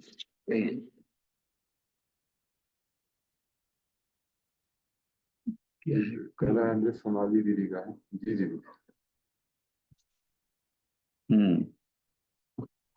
सभी साधकों को प्रणाम। प्रणाम बाबा जी। जी प्रणाम। शुरू। बाबा जी हम आपका एक वीडियो देख रहे थे, तो उसमें आप बता रहे थे कि ध्यान में अपने दोषों को देखे, वो कैसे? अब बाहर में आदमी साधारणतः यह है कि दूसरे को दोष देखते रहता है, जी ये खराब वो खराब ये खराब। अपने को भी तो देखना चाहिए कि हम कितना बढ़िया हैं। जी हाँ, तो अपने के दोष से कुछ ऐसे हैं कि अपने से अपना दोष नहीं दिखाई पड़ता है। हर कोई को लगता है कि हम ही वो दूध को धोवल है, बाकी सब खराब है, लटाई पुटाई, लगता है कि नहीं? जी तो अब इसको ऐसे देखें कि जब अपना दोष कैसे दिखाई पड़ेगा, तो कहना है ऋषियों का सरल उपाय कि तुम स्वाध्याय करो। अब गीता आप पढ़ेंगे, गीता का, तो उसको पढ़ेंगे तो पता चल जाएगा कि इसमें मैं कहाँ हूँ। ऋषियों के चिंतन से अपने चिंतन को जोड़ना पड़ता। तो गीता के किसी भी लाइन को हर छात्र को पढ़ना चाहिए। 700 श्लोक है, समझिए सुना लीजिए। एक जी श्लोक भी प्रतिदिन हम पढ़ें, तो विचार करें, तो 2 साल में खत्म हो जाएगा कि नहीं? जी और हर व्यक्ति देवता बन जाएगा। उसको देखिए कि इसमें कहा गया है कि राग द्वेष न करे, तो हम तो देखते हैं कि करते हैं कि नहीं। सर्दी गर्मी को एक समान माने, हम बिलबिला जाते हैं, थोड़ा सा लाइन कट जाता है तो बिजली वालों को गाली देने लगते हैं। लग रहा है ना कि हम कहीं नहीं है इसमें। जी तो इसमें पता चलता है स्वाध्याय करने से। तो उसमें पढ़िए, उसमें देखना पड़ता है कि इसमें मैं कहाँ हूँ। सेल्फ पोस्टमार्टम करना होता है। कब कब मैं रोता हूँ, कब कब मैं हंसता हूँ, इसे देखना पड़ता है। कब कब मुझे क्रोध कब आता है, मैं शांत कब होता हूँ, अपसेट कब हो जाता हूँ। और आत्मा शरीर के भीतर में है, उसको कोई कष्ट नहीं होना चाहिए था। तो यही दोष देखना पड़ता है अपने भीतर में। तो इसको कहा जाता है कि आत्म समीक्षा करें। तो हर घर में गीता रखा हुआ है, धूल गर्दा को मन किया तो झाड़ दिया, नहीं तो पड़ा है। और पढ़ रहे तो रुक गया रहता, तो 2 साल में आदमी गीता के सूत्रों को पचा सकता था। तो अपने को जांचने के लिए होता है कि डेली स्वाध्याय करें, उपनिषदों का स्वाध्याय करें। स्व माने आत्मा, आत्मा से जुड़ा हुआ प्रकाशित करने वाला ग्रंथ हम लोग का है, वेद है, वेदांत है, उपनिषद है, गीता है। तो जी इनको स्वाध्याय करना चाहिए तो पता चल जाता है ध्यान। और जो पढ़े हैं उसी के बारे में आंख मूंद करके सुबह में सोचते रहिए कि मैं इसमें कहाँ हूँ, कैसे मैं अपने आप को शानदार बना सकती हूँ। ठीक है ठीक है, धन्यवाद बाबूजी। जी, प्रणाम। और जी मन से ही बिंदु की उत्पत्ति यहाँ दिखा रहे हैं, हम्म, और बिंदु को ही परमात्मा कहते हैं, और मन से ही संसार की भी उत्पत्ति हुई है। हम्म, संसार का कोई अस्तित्व नहीं है, हम्म, परमात्मा का पूरा अस्तित्व है। हम्म, परमात्मा इंद्रियातीत है, इंद्रियों के माध्यम से जाना नहीं जा सकता। हम्म, मन को ही ये बिंदु भी कह रहे हैं, मन से बिंदु उत्पन्न भी हो रहा है और मन ही बिंदु भी है, उससे पहले सूत्र में दे रहे हैं। और मन से परमात्मा को जाना नहीं जा सकता, तो फिर उस सत्ता को कैसे जाना है इंद्रियातीत? अब इसमें देखिए, मन से दो बात कही गई, यानी बिंदु को दो जगह प्रयोग किया। एक है मन से बिंदु प्रकट हुआ, और मन से बिंदु को जाना भी जाता है, ये भी है, दोनों कहा गया। हाँ, अब देखिए मन ही बिंदु है कैसे। तो बिंदु के दो अर्थ लेते हैं पंचकोशी साधना में। अन्नमय कोश में बिंदु को बीज कहा जाता है, और आनंदमय कोश में बिंदु को परमात्मा कहते हैं। तो उस बिंदु से यह बिंदु उत्पन्न हुआ, और बिंदु से मन उत्पन्न हुआ, यानी समष्टि मन, ईश्वर का मन। और उस मन से इस संसार को पैदा किया भीतर में। तो इसके भीतर में जो आती है शक्तियां जाने का बिंदु का बीज, तो इस वाली स्थिति के जो तेज हुआ कर रहा है, तो वो मन अपने समष्टि मन के द्वारा यहाँ किया, और फिर अब अपने मन को समेटने की प्रक्रिया है, तो शुद्ध मन के द्वारा समेटेगा भी। तो इसमें कहा कि कबीरा मन निर्मल भयो। अब देखिए, तो सिर्फ मन को, सिर्फ मलिन वासना को हटा करके शुद्ध वासना ले आ रहा है अपने भीतर में, जो प्रोसेस कर रहा है। तो मन ही ब्रह्म हो जाता है। जैसे ये भृगु ऋषि पांचों कोशों की साधना करने चल पड़े, तो अन ही ब्रह्म है, प्राण ही ब्रह्म है, मन ही ब्रह्म भी कहे हुए हैं वहां भी, उसके द्वारा जाना। तब फिर के जाना विज्ञान ब्रह्म है, तो मन की शुद्ध अवस्था को ही विज्ञान कहते हैं। ध्यानात्मक विशेष मन, विशिष्ट ज्ञान की अवस्था लेना, मनन चिंतन की प्रणाली। तो यही शुद्ध होते होते मन ही ब्रह्म बन जाता है।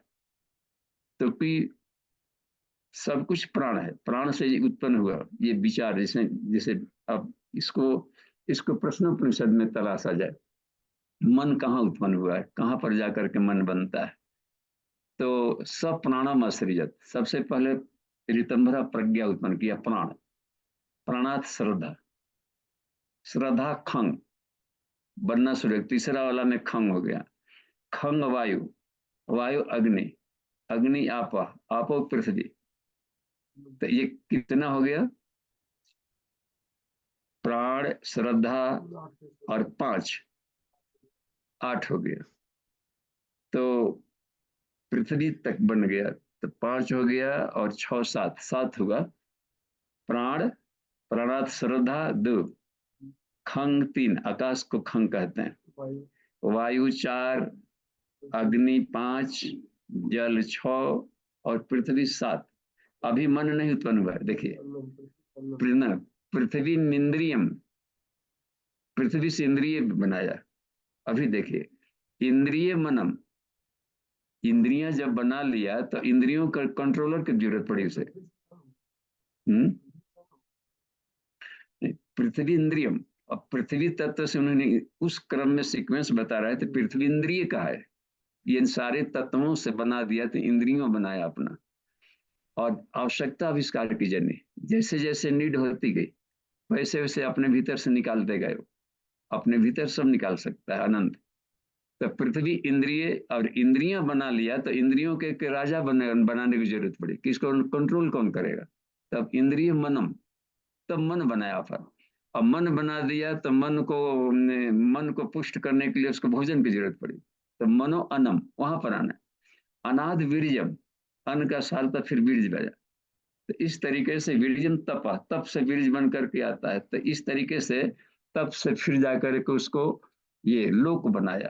तप, मंत्र, लोक, लोक के बाद में लोकाद, लोक के बाद में नाम दिया उसका, संसार बना, नोमेनक्लेचर साइंस लास्ट होता है।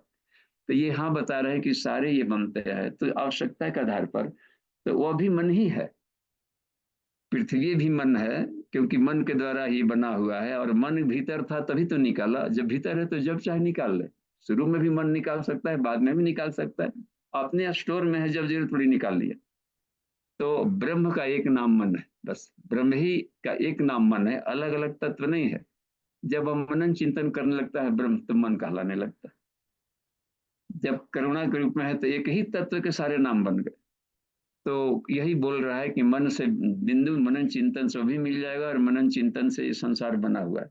हम चाहे तो मनन चिंतन जैसे गए थे प्रति प्रश्न बनाएंगे तो ब्रह्म में भी भूल जाएंगे। तो इस प्रणाली को मन लिया, कोई अलग तत्व नहीं कि मन छोटा है ये बड़ा है। तो एक खास अवस्था में वही ब्रह्म मन कहलाता है, एक खास अवस्था में वही ब्रह्म अन्न कहलाता है, एक खास अवस्था में वही ब्रह्म आकाश कहलाएगा, बस। तो इसी को कहा गया है को ब्रह्म द्वितीय नास्ति, बस।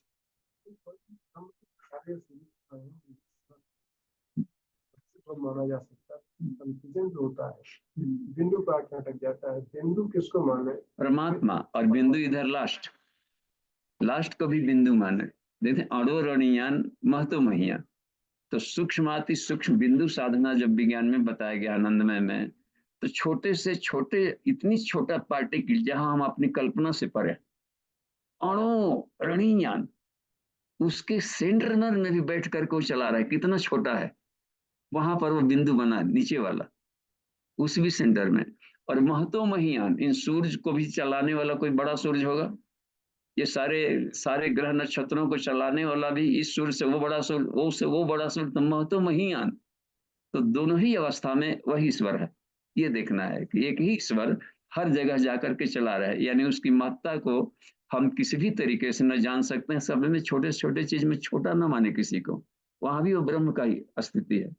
तो नीचे वाले को भी बिंदु कह दिया गया है, सबसे कॉन्डेंस्ड लास्ट स्वरूप में भी वही बिंदु है। यह पेंडुलम जाएगा ईश्वर ईश्वर में, तो वह बिंदु है, तो ईश्वर वाले बिंदु परमात्मा, इस वाले छोर को बिंदु को संसार कह दिया, बस। बिंदु बिंदु, बस। तो एक वाला पॉइंट, दूसरा पॉइंट, एक बिंदु ससुराल है, उसी बिंदु का पॉइंट नीचे आ जाता है मूलाधार है। बुद्धत्व कुंडलिनी जागरण से ये बताया ना कि तुम बुद्धत्व कर लोगे, जैसे सुख मंडल में जाओगे तो सारा रहस्य पता चलते जाएगा, और जब चाहोगे तुम नीचे भी जाओगे और कहीं लिप्त नहीं होगे, बस। तो बुद्धत्व के लिए ही प्रैक्टिकल कहा है, कि बिना प्रैक्टिकल के बुद्धत्व नहीं हो सकता है। इसमें बार बार कहा है कि तुम प्रैक्टिकल करो, इन चक्रों को वेधन करो, बस।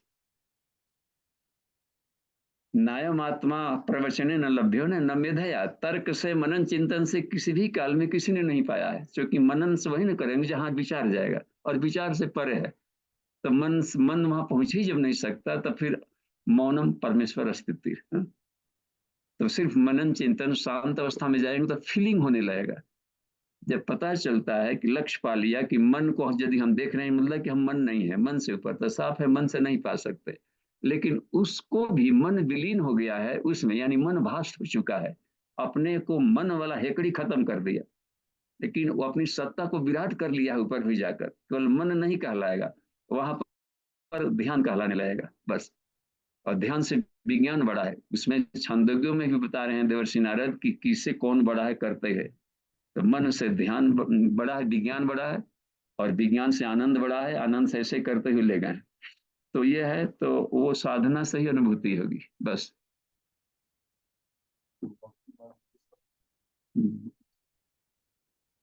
अच्छा, तो ये सब प्रैक्टिकल नहीं करते हैं, तो जो प्रैक्टिकल वो कर रहा है, तो इन सब लोगों से बड़ा वाला प्रैक्टिकल कर रहा है, समर्पण।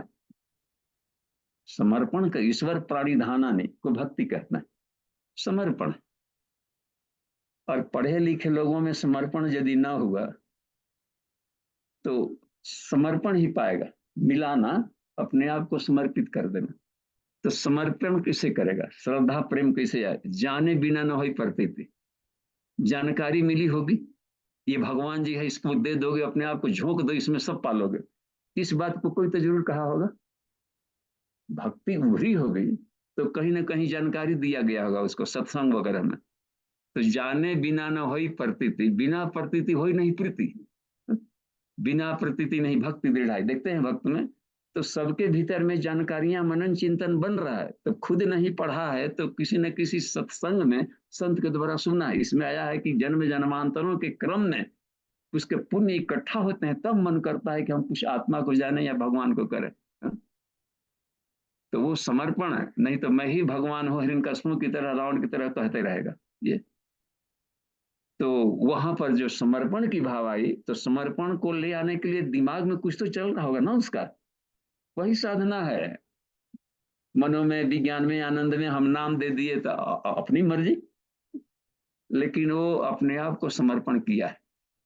और सब कुछ समर्पण कर देना साधारण बात नहीं है। अपने अहंकार को, अपने विचार को, अपने धन को, यहाँ तो थोड़ा सा भी देने पर नहीं, थोड़ा सा बचा के आदमी रखता है, वो बहुत टफ है जी। भक्ति सबसे कठिन है। 12वां अध्याय में 20 मंत्र है गीता का, उसमें सब इतना कड़ा है ना इसमें कि जो राग द्वेष ईर्षा द्वेष में भी वो विचलित नहीं होता। साधारण वो है भक्त। वह भक्त कितना हमें प्रिय है।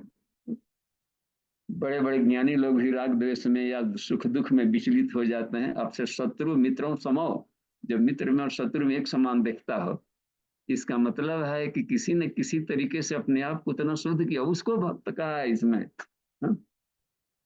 तो हम लोग भक्त बने समझ जाते हैं कि दिन भर अपना खाना खाएंगे या दिन भर झाल बजाएंगे, झाल बजा। इसको गुरु जी ने कहा है कि हारे राम, हारे गए, राम को हरा दिया, कृष्ण को हरा दिया, ऐसे भक्त रहा है, बीच बीच में चिलों फिरा। तो भक्त वहां कह दिया गया है कि बिल्कुल अपना ईगो का समर्पण, बस समग्र समर्पण। तो संत लोग अब मजाकिया होते हैं अपने टोन में, उनकी अपनी शैली है ना, महाकाल है, अपने भाषा का प्रयोग कर सकते हैं कहाँ, लेकिन हम लोग तो उस भाषा का प्रयोग नहीं कर सकते। तो इसमें रह गई बात में कि समर्पण, बस ईश्वर प्रणधानानि पाले। और भी देखिए, समर्पण कमजोर हुआ तो भी फेंका गए। पकड़ना भी यदि कस के नहीं पकड़े तो सुख दुख आएगा, उसमें छोड़ देगा भगवान को, स्वार्थ बुद्धि से पकड़ा है तो वो कमजोर भक्त है। हम लोग की उभड़ खाबड़ देहात में चलने वाली हम लोग के इलाके में जो बसें होती है, या इधर पहाड़ी में देख रहे हैं, इधर गिरा उधर गिरा, कितना डर लग रहा था आने में। लग रहा था कि खोपड़ी गोल आज तक घूम रहा है, उतना गोल गोल घूमने वाली घाटियां थी। तो उसमें यदि मजबूती से नहीं पकड़े और ड्राइवर का स्टीयरिंग मजबूती से नहीं पकड़ हुआ तो सब खड्ड में जाएंगे। तो हम लोग एक बस उभड़ खाबड़ रोड में, तो पीछे से कितना लड़का सोचता है ना कि हम लटक जाएं, ना होगा, पीछे कौन भीतर घुसने जाए, भाड़ा ताड़ा जाहिर है तो लटक जाए। एक बस पर नीचे लिखा हुआ था, अच्छा सा कोटेशन, लटकले तो गईले बेटा। तो लटको, लेकिन यदि पकड़ कमजोर हुई तो गए। तो पकड़े तो मीरा की तरफ पकड़े, बस कितनो झटका है, प्रहलाद की तरफ पटके पकड़े उसको, ये कमाल की बात है, तब पालेगा। तो भक्त सबसे कठिन चीज है बनना। पोल्सन का घी जिसन मत मान लीजिए। हम लोग हल्का अर्थ लगा लेते हैं तो अलग बात है, ये उनके भक्त है, या पाठ पढ़ लिया। हाँ? तो भक्त बनना है तो अरुणी की तरह बने। देखते हैं ना, धौम ऋषि में अरुणी था, बांध बांध के आओ, नहीं बंधा रहा था, अपने ही को पार दिया था वहां पर।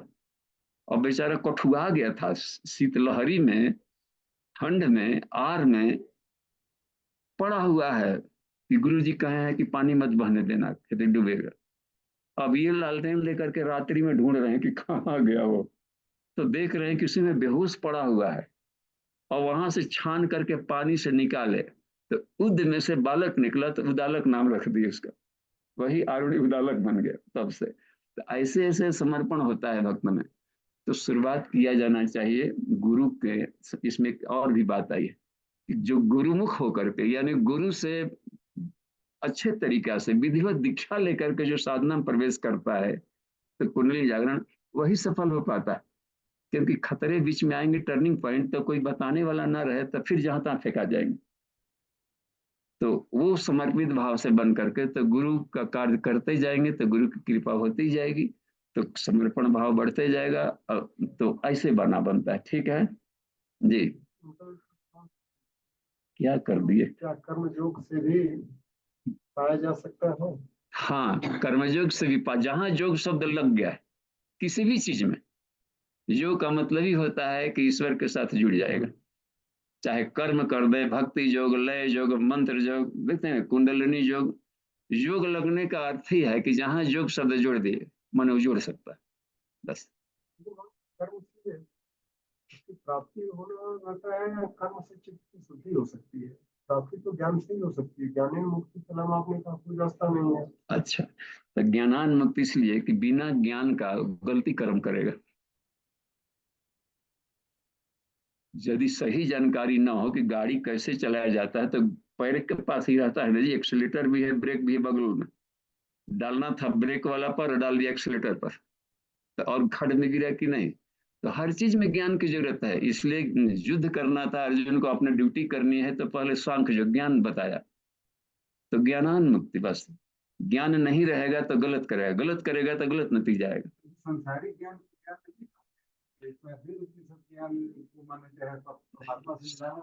ज्ञान। हाँ, तो दोनों ज्ञान को जानना है। संसारी ज्ञान को अपरा ज्ञान कहते हैं, आत्मा ज्ञान को परा ज्ञान कहते हैं। तो विद्या और अविद्या दोनों को जानना, नहीं तो फिर खड्ड में गिरोगे। अपरा ज्ञान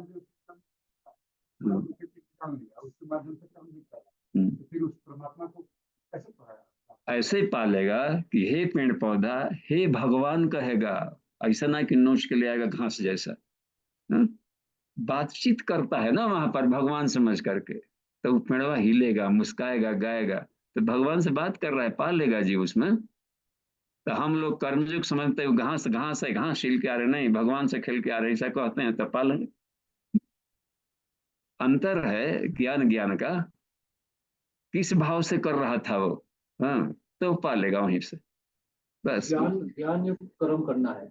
हाँ, देखिए, एक तो है मुंडकोपनिषद में कितना बढ़िया बात आती है, नायम आत्मा बलहीने न लभे।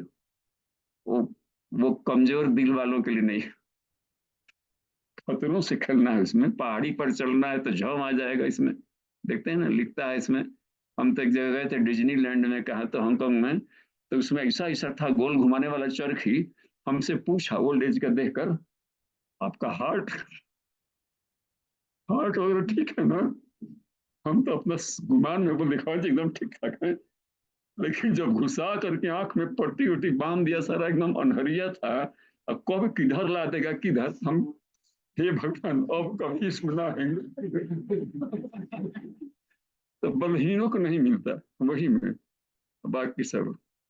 तो ये बलहीनों को आत्मा नहीं मिलता है, खतरों से खेलना होता है। एक बात देखना, तकदीर बहादुरों को मदद करती है, वीर भोग्या वसुंधरा है कि नहीं?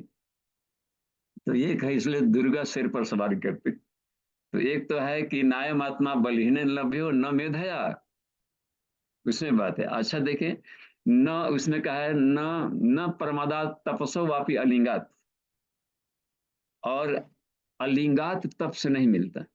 तप माने प्रैक्टिकल करेंगे, और लिंगा अलिंगात माने बिना ज्ञान के प्रैक्टिकल करेंगे तो नहीं मिलेगा। ठीक है, दो प्रश्न आए होंगे। हाँ चलिए। पहला प्रश्न केवी दुबे जी का है।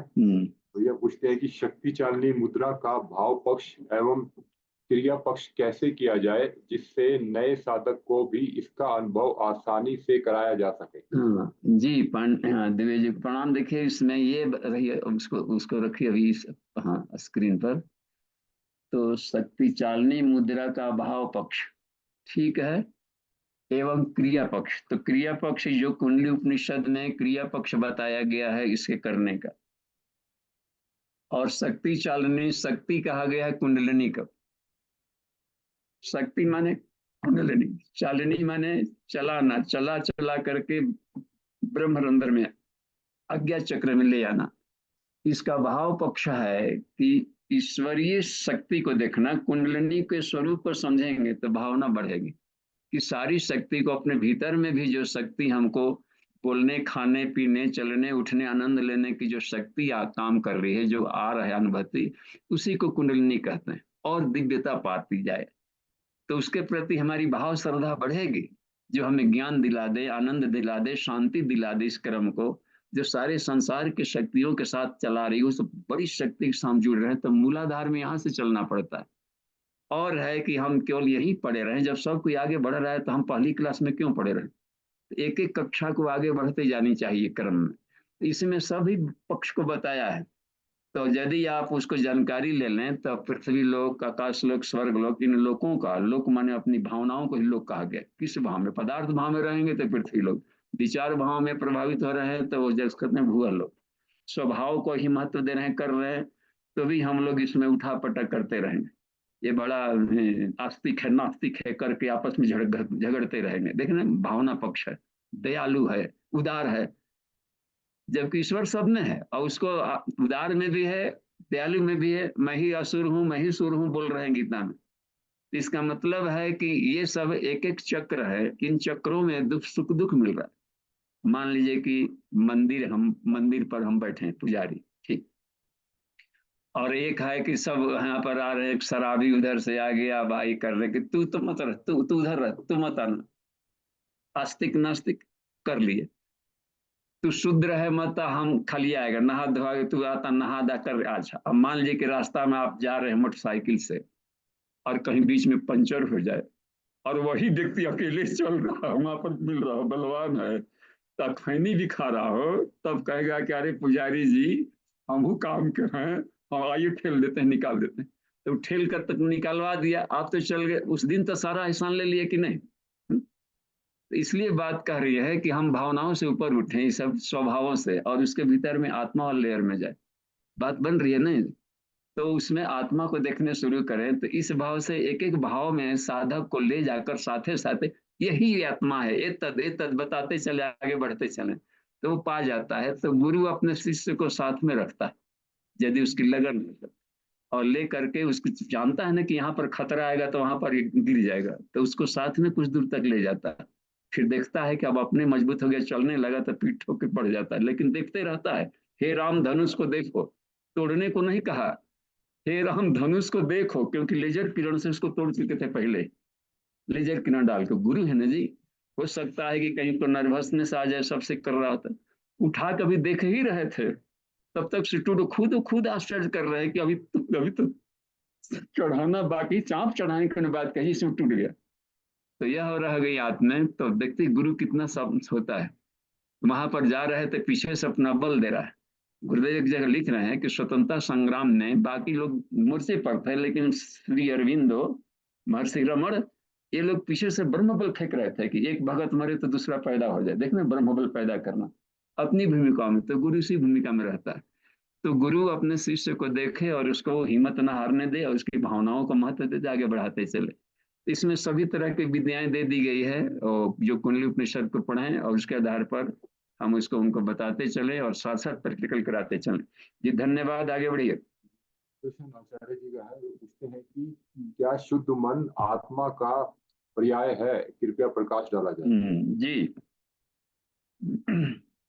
निर्मल मन जन सो मोहि पावा, बस सीधी सी बात है। कबीरा मन निर्मल भयो जैसे गंगा नीर, पाछे पाछे हरि फिरे।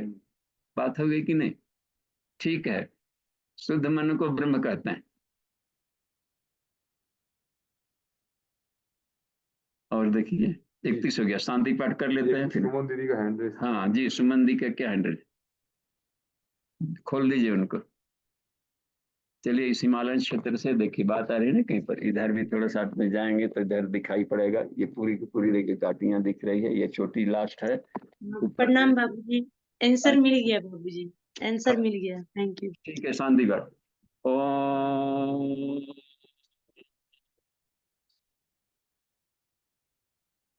शांति शांति शांति। समाप्ति। प्रणाम।